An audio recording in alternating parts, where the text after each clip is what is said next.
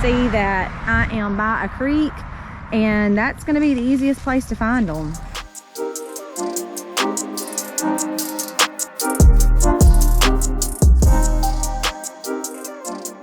It is a cold day out, but today is a day that we've got to start planting some.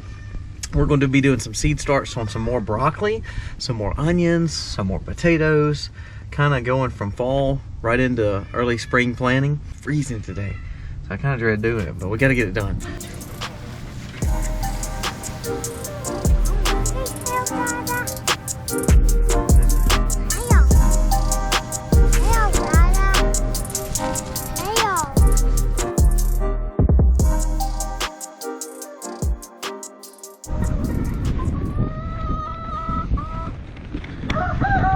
While we're over here, we're going to show you, we've changed up the chickens a little bit. We're going to acclimate these chickens with those chickens because some of these are old hens and they're not laying. So we're going to put some of these newer chickens in with those, but we're just acclimating them to feel like they're part of the posse before we incorporate. So that is the hens, and we have just one rooster in there, so we'll keep another rooster in there with them. But this is where the other roosters are. They're in the bachelor pads. We'll go into the caterpillar tunnel. They're gonna work this ground. We got all the broccoli off here, kind of smooth the soil out, and now we're gonna let the chickens work it, add nitrogen and fertilizer back to the soil. We're gonna let them work this side first, all the way down. Every day they're moving. They'll work all this way, all the way back up, and then we're gonna let it rest. Hey buddy, can you give everybody a thumbs up since you're doing good? Feeling better? Good. So we'll let them work this area, and then this will be planted probably either tomatoes or something else, but it won't be planted on the early spring. We'll probably wait and plant this maybe late summer or summer, excuse me. But all the early spring stuff we're gonna go ahead and put in raised beds, and the potatoes we're gonna go ahead and try to get planted in the big garden. We did get our English peas, as y'all saw, planted, and also our sugar snap peas. All those should do really well, hopefully, for us this year. We don't typically grow too many snow peas and English peas and those kind of things, but I like them. And plus with the freeze dryer, I think it's gonna be a cool thing to be able to put in the freeze dryer, not just in cans, because they're small. You can put them in there, they stay green, they're really good, and some of the kids like them. So it allows us to try some new things and hopefully get some English peas coming up. You coming? I got you. We gotta get some more dirt in those over there. We gotta get the tractor. Yeah. Let's get some stuff planted. So we try not to waste. So this bed is actually, this raised bed we need to rebuild. It's kind of coming apart, but we don't want to waste the season to do that, and we really don't have the time to fix it.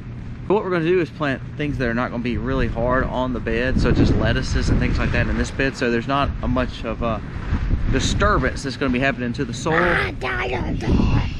So not much disturbance is happening to the soil. We've been feeding this bed with rabbit manure basically this whole time, and then we retopped it with some compost. So we're going to try to get it planted and try to have some good lettuce still to come. We're still actually harvesting lettuce from our fall right here. And we gotta get them lettuce for a bunny. Yeah, lettuce for the bunny. So when it gets mature or it gets bad looking, we just give it to the bunnies. We didn't grow as much this year. However, what we did grow really produced well on into the season. We had agrobond that kind of stayed on that lettuce the whole time, and if this comes up and we start getting some really cold weather, we may do the same thing again just to keep it from getting kind of burnt, because we did have some buttercrutch that we did not cover and they got a little burnt. So we may just use that agrobond and move it straight over here if it stays cold, because it's chilly today. It's supposed to be in the 20s tonight, which it won't hurt the seeds, but as it comes up we don't need those 20 degrees anymore, and that's kind of unique for us. We usually have 1 or 2 cold snaps left, but other than that we're pretty much done with coolness, except for a cold snap here and there with a storm.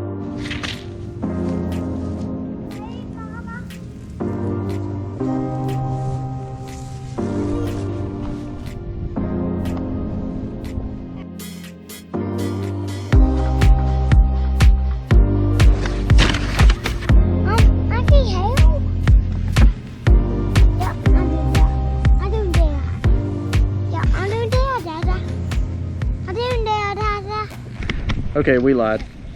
We did end up planting all the lettuce and onions over here. We planted 80 more head of onion, tons of lettuce, and we got some more onions planted, but we'll plant those over there. But this, I said we were going to use for broccoli and onions too. I decided not to because we already had a good bit planted. This is just going to be another potato bed. This bed actually did really good with potatoes last year. I was going to try to hold off and just plant in-ground garden only, so I told a fib. So I decided to go ahead and plant this in potatoes. I'm going to plant one of those in potatoes, and the rest we'll plant in my garden and see how they do in our ground. We've been worried about planting potatoes in our ground because we stay so wet, and we want to not cause issues with get moldy or get too wet in the ground. But we want to try them. These potatoes we have found, these are the best potatoes we grow, which are just the Northern Reds. They grow the best here, even though they're smaller. We like the yellows better, but we just can't grow them here. If you remember last year, our Kennebec and our Yukons grew, but we lost a ton of them because they didn't fully form. Something got into them. They just didn't do good here in the soil. So we are going with just reds this year, aren't we? Yeah, I mean, our success rate last year with reds were like 95% compared to the Kennebecs, and the Yukons were like 10%, maybe. Yep. If I could take it back though, I would have kept all those and just filled out those spots that weren't good on them instead of chunking all of them. Well, we didn't chunk them, we gave them to animals, but. Yeah, I'm saying I could have, now that I know how to can though, I could have cut that out and canned the rest of them. Okay. Yeah, our elderberries, they're starting to bloom over here. I'm saying you're supposed to hit them in February when they're not blooming. Yeah, welcome to the South. They're already blooming. So Misty's gonna cut some elderberry cuttings off of our elderberries that are in our yard. Look how many we've got planted.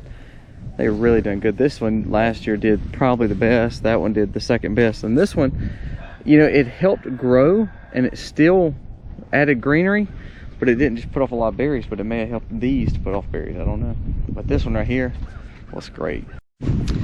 We have finished up planting and I'm about to cross the road and go get some elderberry cuttings because this time of year is the most perfect time, and we have a spot over on the opposite side of a piece of our property that has a ton of elderberries, and that's where I really like to get my cuttings from because whenever I don't pick from that area because it's under power lines and they spray. So I really try to use that area to utilize getting my cuttings from. So that's what I'm going to do right now. See all this down here, but it's under a power line, which this tends to get sprayed a lot. So I don't like to I don't at all get my elderberries down here at all. But I do like to come down here and get cuttings because see, this is an elderberry right here, which honestly, this one doesn't even look like it's alive at all. So it might not be, yes. That one right there is though. You see that one that's got the green right there? So I'm gonna be going and getting a cutting from that.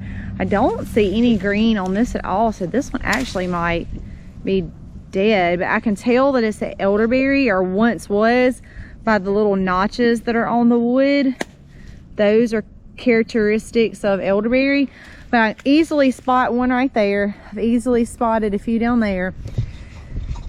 And really the cool thing with elderberry, and I can't talk to y'all on the camera while I go down in here and get this because it's so far down, but the thing about these elderberry is once you know what you're looking for, they're really easy to spot because of their characteristics.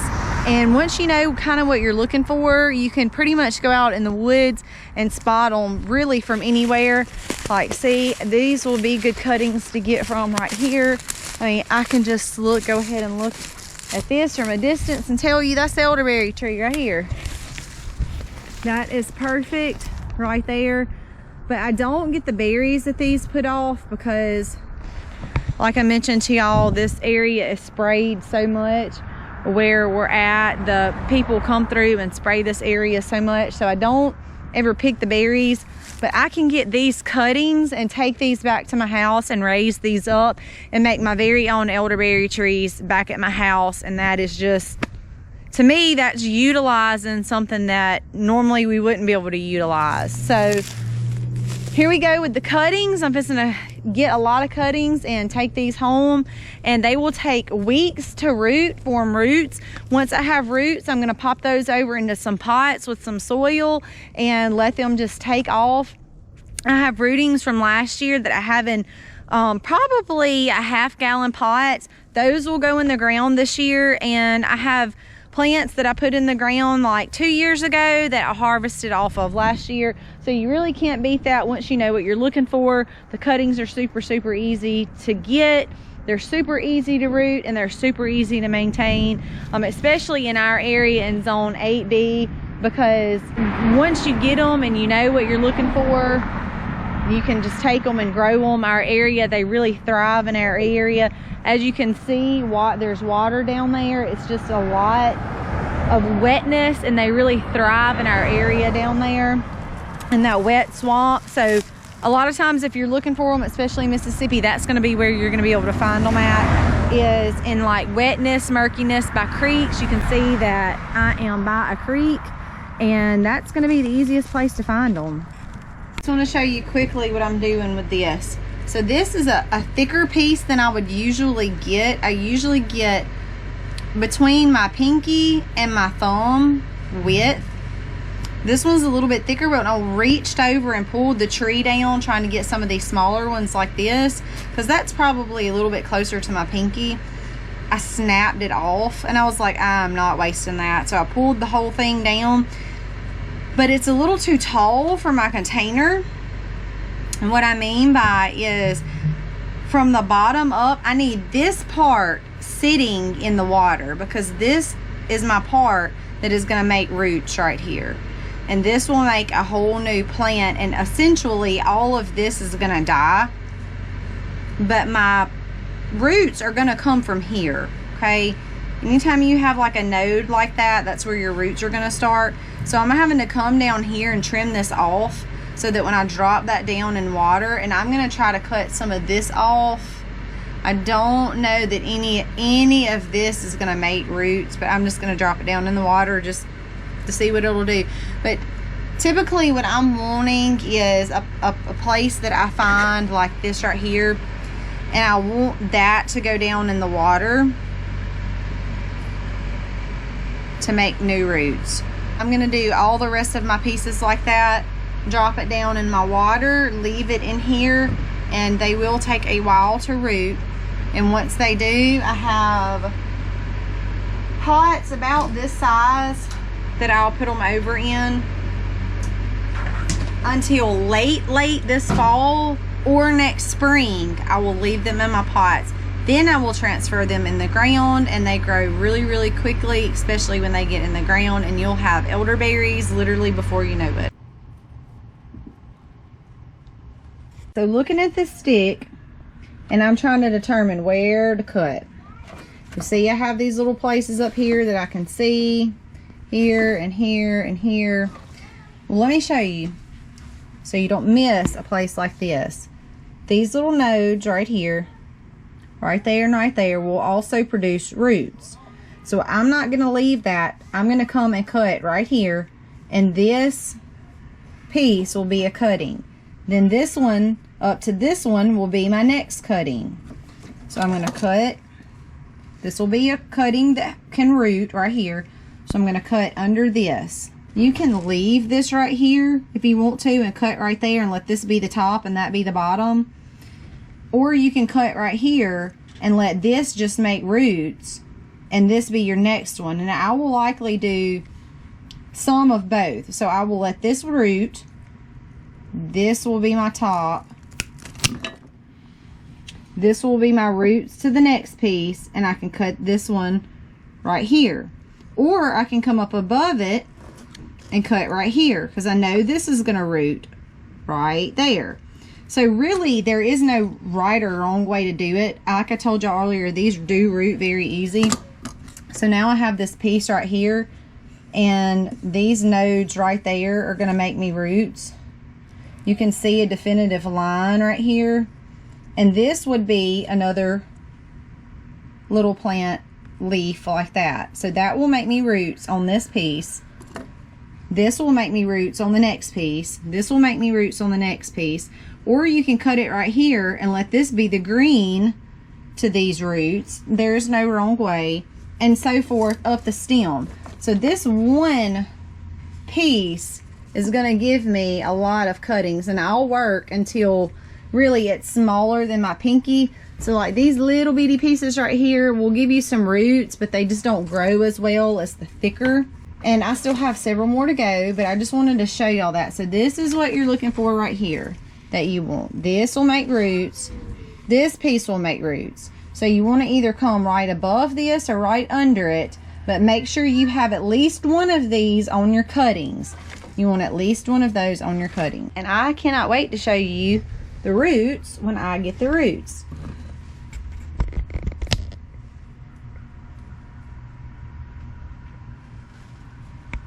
Here are my ones from last year. Got a ½ gallon pot. You can see it's beautiful. Roots are coming out of the bottom amazingly. And these are definitely ready to be planted in the ground this year. I have some lettuce growing in with my elderberry. See, that's a really beautiful elderberry. This was my piece that I took, my cutting. And as you can see, it's growing off beautiful on the sides. Roots on the bottom. Absolutely gorgeous. This is from last year. This is from last year. Those all are from last year, and I already actually have several in the ground. Now to show you my mother plants that I've been doing this for about I want to say 2 or 3 years. First year I let them grow in pots, and I want to say these have been in the ground for 2 years. And I got a few quart dehydrated elderberries off of them. These are my mother plants. They are starting to bud. They are back by the chicken coop, and they get all of that flow off water. As you can see, the grass is bright and green. They're healthy, beautiful plant. All of these, this is another one of my big ones, is definitely taller than me. I'm looking up to it. And this is one I planted last year. These are like 2 years old. This is one from last year, right here. That is an elderberry that I planted last year. We went damp by the dampness because that's where they naturally grow. Some of that's starting to come back. And I had some babies that I planted last fall, and they just have not kicked off growing yet, but coming up. And this one is a mulberry, and I'm hoping it'll grow well right here. I'm hoping once it wakes up from its dormant period that it'll kick off and start growing. Oh, there's another one. Elderberry right here. So definitely before long, I'm still having to buy elderberry right now because we obviously are a really big family and it's a daily drink for us. So I'm still having to buy it, and I'm gonna be honest with you, it's not cheap. So to be able to have those plants now, what I'm getting now plus what I got last year, I'm just going to continue to build those up. And obviously I'm building up my plants as well. So in time, in 5 years max, it's my goal to be able to supply all of our own elderberries here on farm, and that is definitely very doable. So works in progress to do that, and it's not a hard thing to do either. There. So feel like to get your hands dirty again. It's a little weird because it's still cold. Well, I mean, right now it's kind of warmed up, but it's still pretty cool out here though. We've got major thinning to do on those strawberries this year. I've got strawberries that grew past their designated rows way out here into the parsley. So I'll be digging that up next month in March, cutting this runner right here. There's one right there. Those are the ones I'll be digging up, and we'll be making a whole nother strawberry bed out of those. Last project of the day, where Misty was just talking about the strawberries. This is some more of our compost that we have put down. All that we raised strictly off farm. We were able to go and put some more onions in here, also some more lettuce, because that's tend to be what we like to eat the most. So we got potatoes planted today, lettuce planted today, onions planted today. Misty got the elderberry clippings, and now she's cleaning out some of the old tomatoes that kind of got frostbit. Cleaning out the rabbits. What else did we do? Man, we had a busy afternoon. Busy always, huh? It's kind of starting back on the rat race, huh? That's what you can say. Yeah. All right, so let's clean up, finish up, get inside, and we are calling it a day. It's been a long day. We've got new soil put in all these beds that we have not planted in. These will be more potatoes and broccoli and just whatever we have left to grow. But look how quality, this is fine quality compost that we raised. It's still got some feathers in it from the last chicken butchering. Very pleased with that. We'll let this bok choy go to seed. I don't know if we'll keep it just because we're not big bok choy eaters. Or we'll keep it, excuse me. I don't know if we'll replant it anytime soon just because we're not the biggest bok choy eaters. However, our rabbits have enjoyed it, so it's been really good for it. So tied them with the cows, finish cleaning up. Let's get in for the night before it gets colder. God bless. Happy homesteading, y'all.